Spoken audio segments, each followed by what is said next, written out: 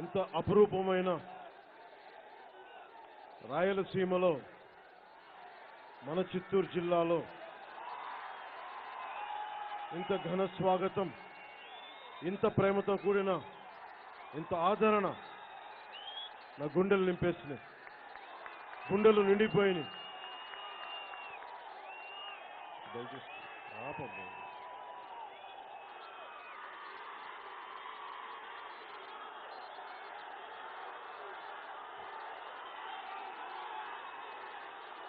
మీరు అలా హారతిరిస్తే చేతులు కాలిపోతాయి. ప్లీజ్, బాగున్నాం.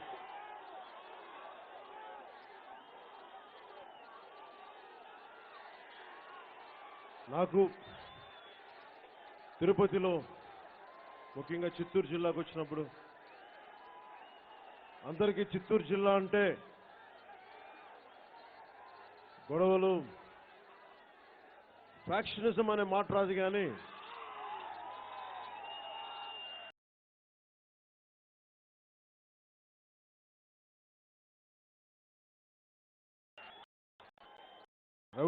రౌడీజం అని అనిపిస్తాయి. కానీ నాకు చిత్తూరు జిల్లా అంటే ఒక జిడ్డు కృష్ణమూర్తి గారు కనిపిస్తారు, ఒక అనే బేసన్ గారు కనిపిస్తారు మదనపల్లి నుంచి. ఇంత రాయలసీమ అనగానే ప్రతి ఒక్కరూ చాలా హింసతో కూడిన నేల. మన రాయలసీమకి చాలా కుటుంబాలు, దాంట్లో కొన్ని కుటుంబాలు, కొద్దిమంది నాయకులు దేశంలో చాలా చెడ్డ పేరు తీసుకొచ్చారు. కానీ నాకు తెలిసి రాయలసీమ అంటే అన్నమయ్య తిరిగాడిన సీమ.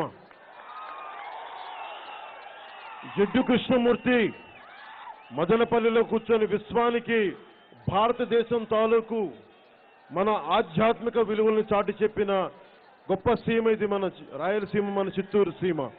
అలాంటి గొప్ప సీమ ఇది. నేను ప్రతి సభలో చెప్తా ఉంటాను, కోస్తా జిల్లాల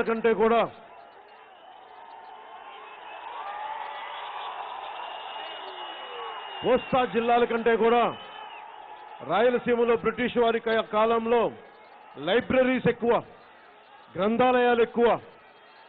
అందుకనే ఇంత వెనుకబాటుతనం అని చెప్తున్నారు. కానీ ఎందుకు ఇంతమంది ముఖ్యమంత్రులు అయ్యారు, ఇంత బలమైన రాజకీయ చైతన్యం ఉందంటే చదువుల వల్ల.